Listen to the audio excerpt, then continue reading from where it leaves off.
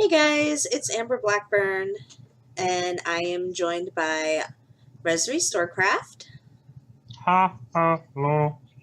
and now Tim is officially a YouTuber. So welcome back, Tim Morton. Ha ha ha, very funny. Bad pun. What'd I do? I am not Tim Horton. I said Morton. It's Tim Monton. Oh, I'm dyslexia. Okay, anyway, the link to his channel will be in the description. No, that's not me. Okay, Tim, whatever the hell his last name is also joining us. I'm sorry. So, if you came here last week, we like to do some creepypasta that we post at 3 a.m. But we're not insomniacs enough to be up at 3 a.m. So this is going to be pre-recorded again. So I'm going to present a creepy story, a creepypasta, and then Tim is going to read from his lovely book. And then Renji is going to scare the hell out of us, apparently. So let's get this fun. Maybe. I think it's creepy. Maybe. So let's get this nightmare fuel burning, guys. I'm gonna go ahead and start. And again, I apologize to my viewers. I need to use my screen for other things, and I'm not advanced yet. So this, I just Googled, I found, this is on Gaucher's lostepisodes.wiki.com, and my favorite cartoon character is Garfield. So I had to find a creepypasta based on Garfield, and it's called Garfield's Horrible Joy. Oh, boy. I'm a big fan of Garfield, and you know the comic strip character that's a fat orange cat with black stripes that loves lasagna. You probably do know about him and his huge fan base. But something that many Garfield fans do not know is that Garfield had some TV shows like Garfield and Friends. The majority of these were hand-drawn shows that followed most of the traits the comics had. But there is one show I want to talk about called The Garfield Show. This was a computer animated show that was like Garfield and Friends, but much better quality and a few more characters. Bullshit. I loved watching this show, and so many others did, and they had to keep it going to this day. But the show was supposed to stop at season 4, for reasons I will tell you in a second. And when I was at a garage sale looking at some stuff to get, my eyes laid upon a Garfield DVD, which has the first 4 seasons of the Garfield show. So I asked if I could pay for this, and the guy said take it for free. I was so overjoyed that I ran to my house and put it into the DVD player. I started the intro where I could choose from any episode from seasons 1 to 4. You know this is fake right now, because how can you fit 4 seasons on a DVD? But at the very bottom of this list was an episode called Garfield's Horrible Joy. I had no idea what this episode was, but out of curiosity I clicked on it. I wish I hadn't clicked on it. It started out with Garfield sitting in the chair eating what looked like a dog's ear. I was a little confused, but I thought it was just a little bit of lasagna. Then Nermal came over and said, "Hi!" and kept bragging about how he's the cutest cat in the world. This is when things got a little scary. Garfield then closed his eyes for 2 seconds. They stayed closed. Then he opened his eyes, revealing 2 bloodshot eyes. Then Garfield grabbed Nermal by the neck and threw him against the wall. Then he pulled out a butcher knife and already had blood on it, indicating that he had already killed someone with it. And then he slowly approached Nermal. I was terrified at what I saw, but had to see what would happen. Then Nermal opened his eyes, revealing to him Garfield with bloodshot eyes and a knife. Then Garfield stabbed Nermal in the stomach, making blood spatter everywhere. Then came something that scared me for life about eating meat. Garfield ripped open Nermal's chest, and he literally ate his intestines, all the while Nermal screaming to death. I threw up at the sight, but I had to see it and end regretting it. After that, Garfield went up the stairs and saw John working on the computer. And then John turns around. Hey, Garfield! Ah! Garfield then leaped up at John, stabbing him in the eye socket, blood everywhere, as he ran around the room until he just laid there dead. Then it showed a close-up of the front door. For 10 seconds, nothing happened. Then, excuse me, Garfield's face appeared, and he had demonic sharp teeth, huge bloodshot eyes, and a message repeatedly flashed on the screen saying, "I'm going to kill you. Sam, Sam, Sam." I immediately took the disc and I smashed it off to bits. I will never see Garfield or any cat again, because every time I see a cat, I always see those red bloodshot eyes.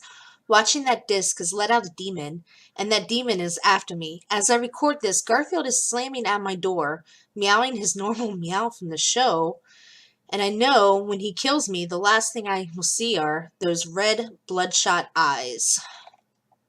Well, that was disappointing. Okay then. Well then, that was fake as fuck. Man, no Odie. Really, if you're gonna go for a dark Garfield story, make it real. Yeah, that was a disappointment. Anyway, I know you guys got better than that. I should have researched before this week. I'm sorry. This is sort of a creepy love story. I forgot if I had this one in here. Oh well. You want to go, Renji, or do you want me to go? I said I was going to go last this time. Yeah, go Alright. ahead, Tim.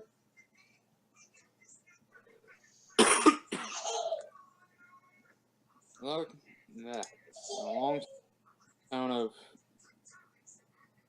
Megata, I believe is how that's pronounced, in the province of Ichizen. And sorry if I butcher these Japanese words in it. It's all good. There lived a man called Nagoshi. Nago was the son of a physician and was educated for his father's profession at an early age. Had been betrothed to a girl named o-tei, the daughter of one of his father's friends, and both families had agreed that the wedding should take place as soon as Nago had finished his studies, but the health of o-tei proved to be too weak, and in her 15th year she was attacked by a fatal consumption. When she became aware that she must die, she sent Nago to bid him farewell. As he knelt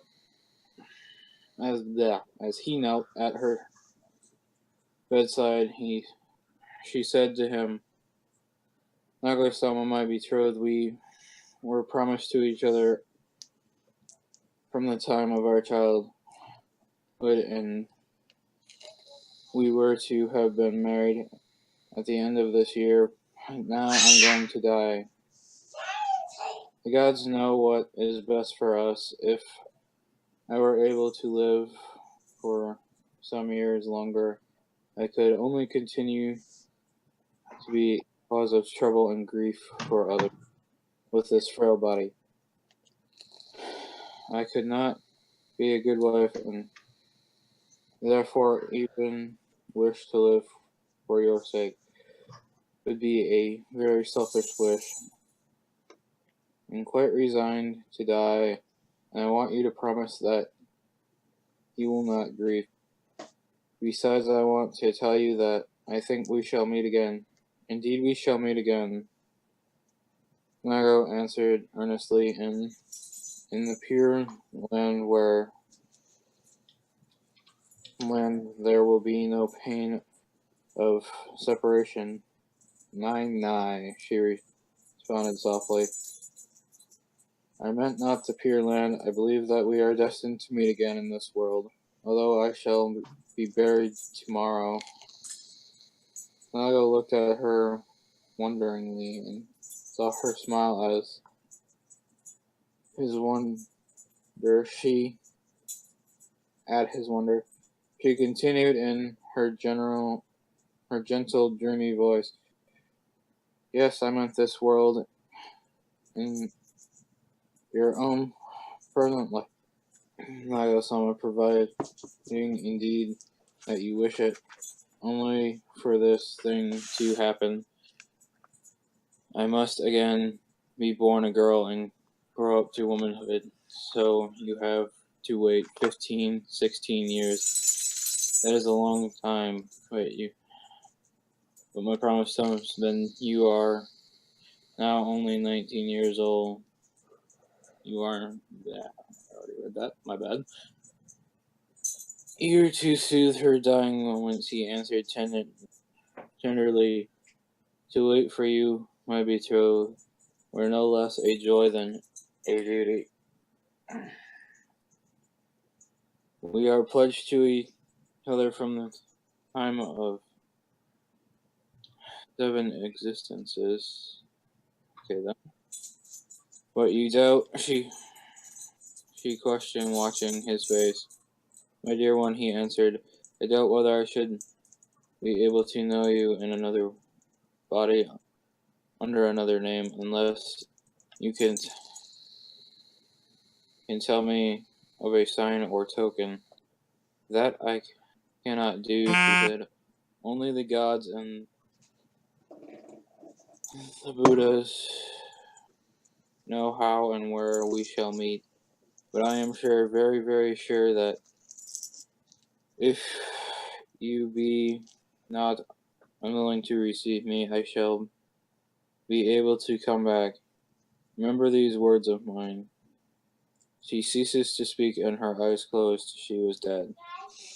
Naga had been sincerely attached to o-tei, and his grief was deep.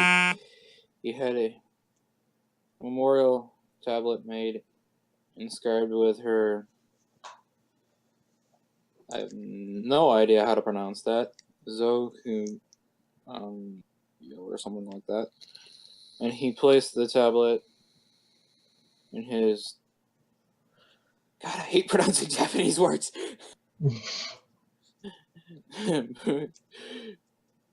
So done, and every day set offerings before it. He thought a great deal about the strange thing that o-tei had said to him just before her death, and in the hopes of pleasing her spirit, he wrote a solemn promise to wed her if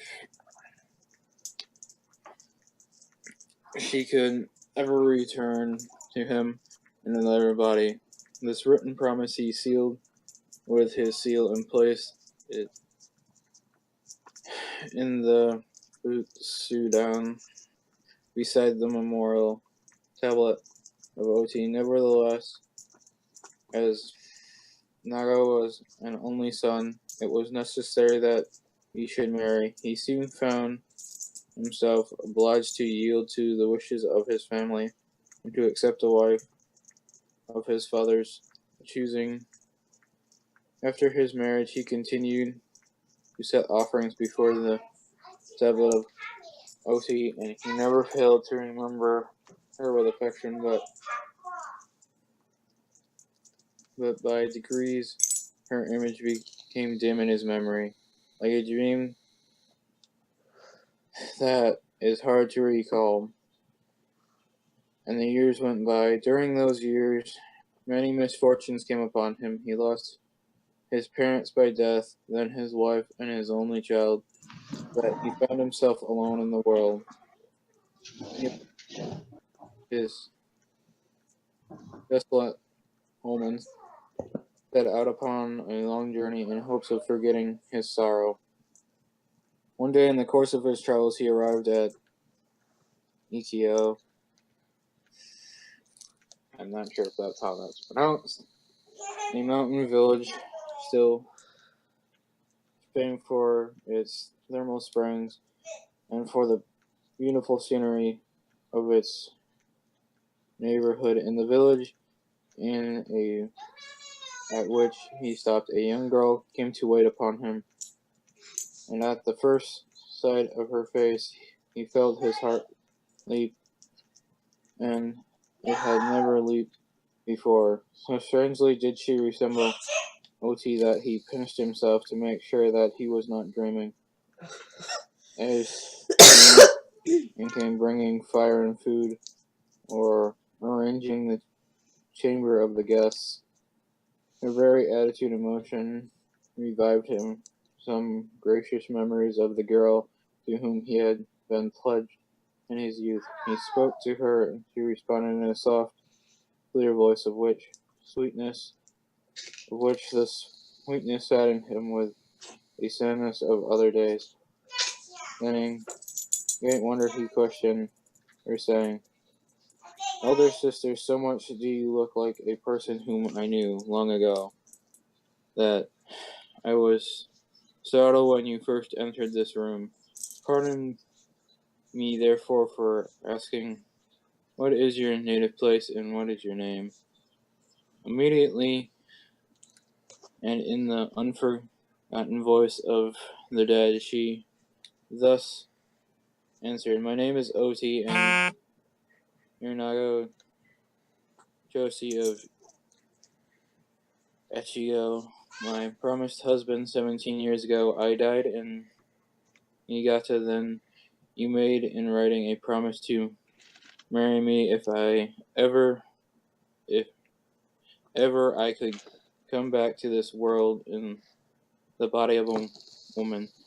And you sealed that written promise with your seal and put it in the Sodan beside the tablet inscribed with my name, and therefore I came back." As she uttered these last words, she fell unconscious. Nago married her, and the marriage was happy one, but at no time afterwards could she remember what she had told him in answer to his question at Ikeo. Neither could she remember anything of her previous existence. The recollection of the former birth mysteriously kindled in the moment of that meeting had again become obscured, and so therefore remained. Okay, then. Yeah. That's the end of that. Okay, so I guess now it's time for mine. That's cool. Yeah, they're creepy. That is creepy. I like it. This Okay, is like Japanese ghost stories. They're creepy. Yeah, it is. the one I'm gonna read is The Man in the Mist. Okay, so about 8 years ago, when I was a teenager, there was this man who walked my street every time I had left to go to school. Now the old man, he never really talked much. He would say hi now and then, but when you said hi, but only when you said hi to him. But that was about it. He was always walking rather slow to begin with, but I guess it's because he was up there in age. Well, about 4 months went by, and I saw his picture in the obituaries as I was reading the morning paper when I got up to head out for school. It had been a rather foggy morning with fog so thick cars had to have their high beams on, and if you were walking, you could barely see 3 feet in front of you. Well, on my way to school that day, I saw a man walking down from the old man's house. He had the same walk as the old man, but thinking maybe it was just a mist and my eyes playing tricks on me, I kept moving. Finished my dad's off at school, and by the time I returned home, the mist was gone, and so was the post. The very next day I headed to school, I saw the early morning paper route fly by my neighbor's house, and not knowing he was gone, I guess threw the paper right at the bottom of the stairs like he did every day. But however, when I returned home, the paper was gone. Thinking it was just some passerby that knew he was gone and took the paper for themselves. I thought nothing of it. That was until a week later when another foggy day seemed to roll in. Living near the lake, we got that a lot. Seeing the paper boy whiz by again on my way to school, I made sure to tell the paper boy when I managed to catch up with him that the old man had passed and did not leave the paper there, since the old man lived there alone. The paper boy nodded and began to head out again. As I turned back to the old man's place, I noticed that the paper was once again gone. Scanning everywhere I could see no one walking within a mile of me or the house. As a cold chill started to run up my spine, I turned around and saw a man walking slowly along the sidewalk again. That same walk as the old man. And the man in the mist again. But this time the man's face had turned toward me, and for the first time I saw two little beady red eyes gazing at me through the fog. As when I reached up to wipe my eyes once again, thinking I was seeing things, the man had vanished. So, noting that this was the time I should probably go, I darted off to school feeling like it was Silent Hill. I shook off everything I could, thinking about that man just made me shiver. Was I seeing things? Was it the mist? Just what the hell was going on? I have seen horror movies, but I never experienced it. After that, we didn't really have another foggy day for about 2 months. So during that time, I managed to get over it. Could have been that tea I was drinking in the morning before school. I really didn't know. But when the next day hit, the mist came in again. Thicker and foggier than ever, and strangely, colder. In the middle of July, which was really weird if you ask me. I asked a friend if they could drive me to school, so I got there on time, as I woke up late. I managed to make it, but as we drove by the old man's house, one of his curtains was open, and those same beady eyes stared at me just like they did 2 months ago. When I got out of school, I couldn't think. I couldn't even eat lunch when the bell rang. Just what was going on, and what was I seeing? On the way home, my friend couldn't take me, so I had to walk. Finding a stick I brought with me, and in parentheses, this was just in case what I was seeing was someone playing tricks on me, or a zombie coming back to life and had some love lust interest in me. As I walked home, I noticed that the fog hadn't lifted. It was strange because usually it had been gone by noonish, I would think. When I got close to the man's house, there it was, that chill again. I stared straight ahead and noticed that there was a black figure coming towards me out of the darkness. As it slowly lifted its head, beady red eyes stared at me again. As when it got closer, I swung and struck at it with all I had, but the stick went straight through, and when I looked up, the figure was gone. But that cold chill never left me. I spun around again to notice the figure was standing behind me. As it opened its mouth, I heard a voice echoing in the mist. Thank you. You were the only one to ever tell me hi. Even a hello. I'm sorry if I scared you. I just wanted to tell you thank you. Aww. And with that, the figure seemed to fade out of sight. Why did it have beady eyes? Red eyes that looked like it was some demon from a book or a movie. Something didn't sit right. But if he truly came back just to say thank you, I gave a quick you're welcome and left. Now every time it missed outside, I walked by that house, but never have felt that cold chill again. Anyway, that's the end of this story, and I just wanted to let everyone know what had happened to me when I was a teenager. Thank you for reading.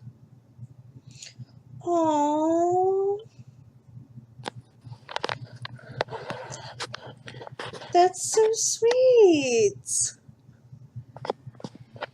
Sweet and a little. Stories that aren't fake at all, because they're actually personal ghost stories. Yeah, that one's a good one. I like that one. By the way, you'll never guess who it was written by. Who? Me. Renji! That's awesome. I wrote it back in 7th grade.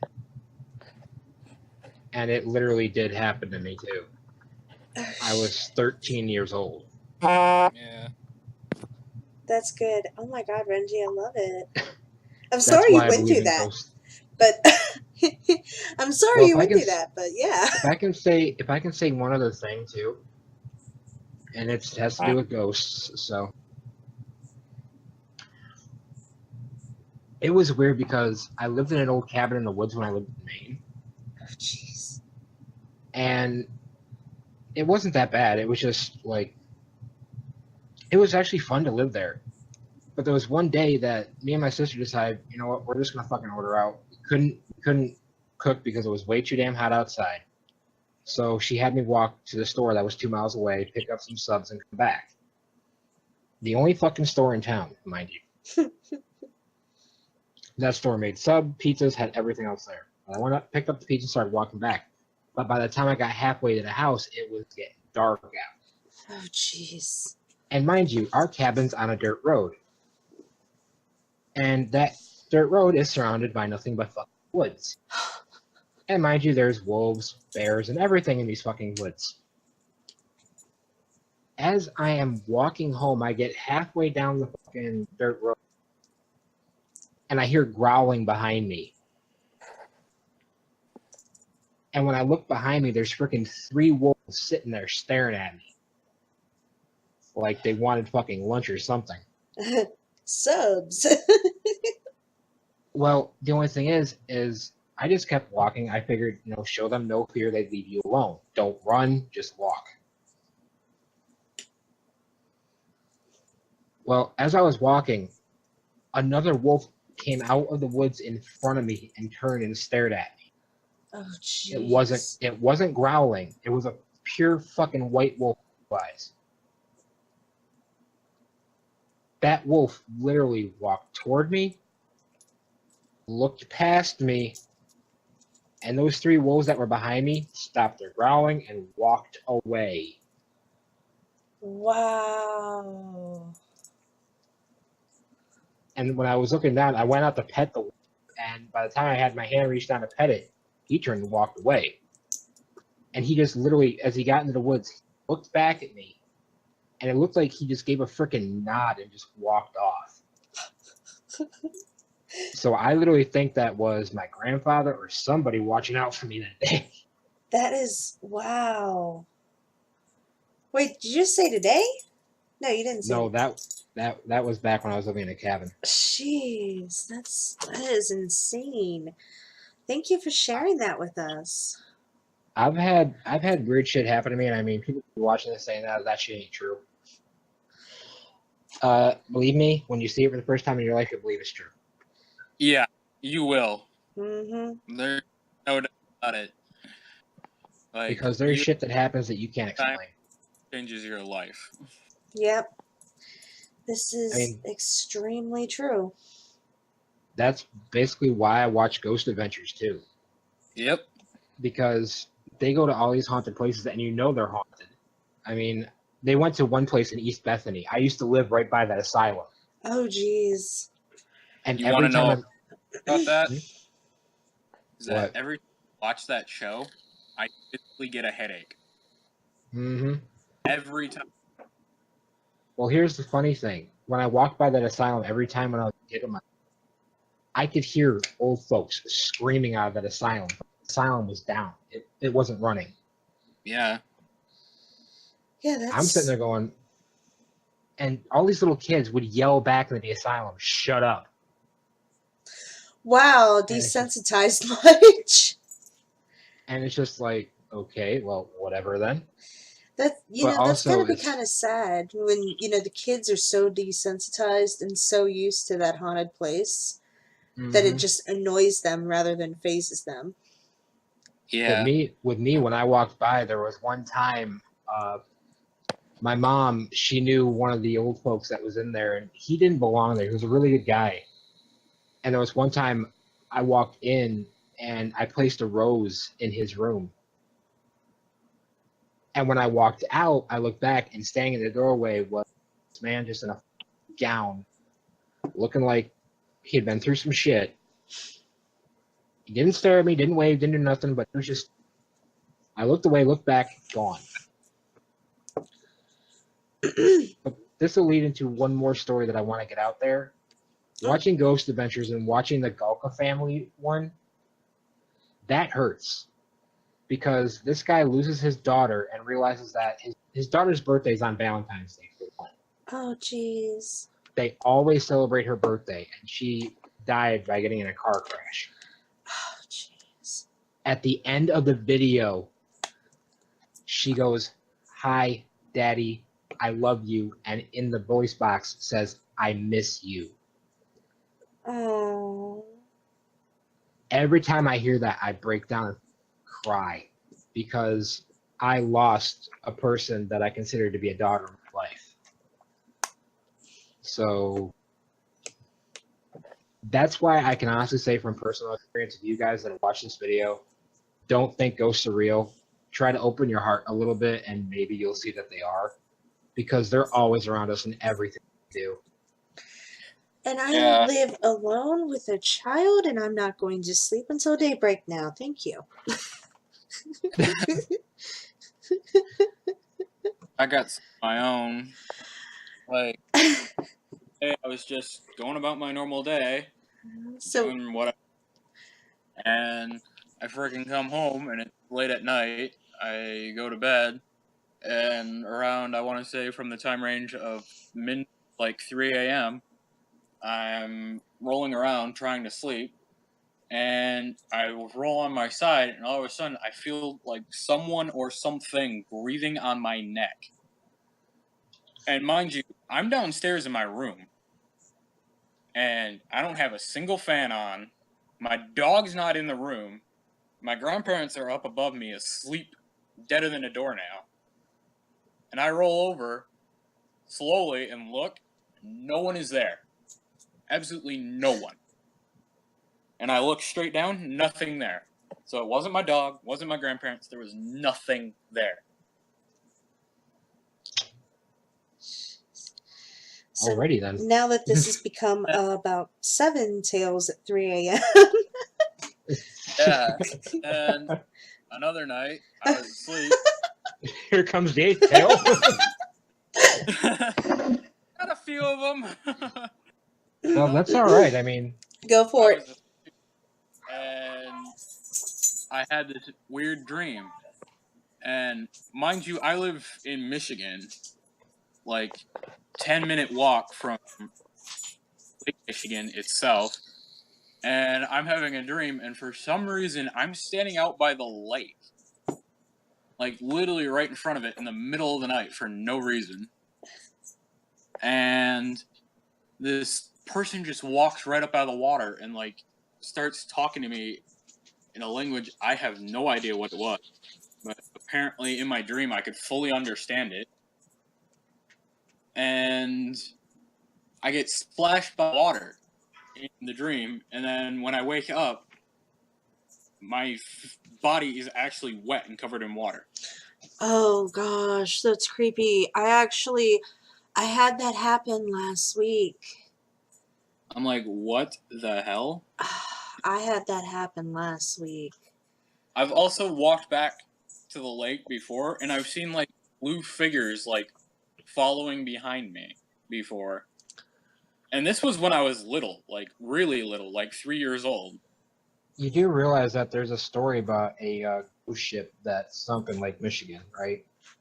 Yeah, I know. That might actually be some of the people from it. It could be. I didn't To me. think Lake Michigan was big enough for ships. Lake Michigan has tons of sunken ships in it. Oh wow, Mm-hmm.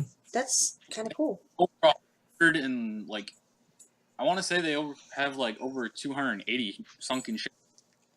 Wow, There's a lot of them. And from all different time periods, too. wow. So we got a lot of ghost ships. Yeah. Yeah.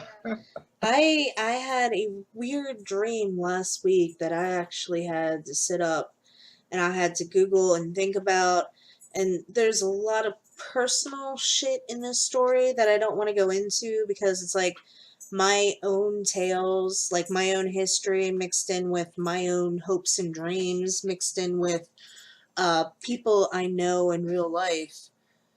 But what was really cool is I walked into a bedroom and I picked up a spatula.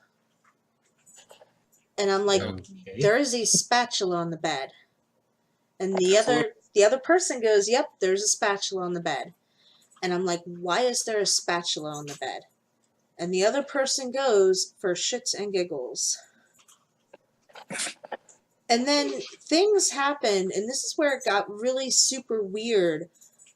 I could feel my hands touching things in this dream. I could feel my body being touched in this dream. And I looked at the other person and I said, this is a dream.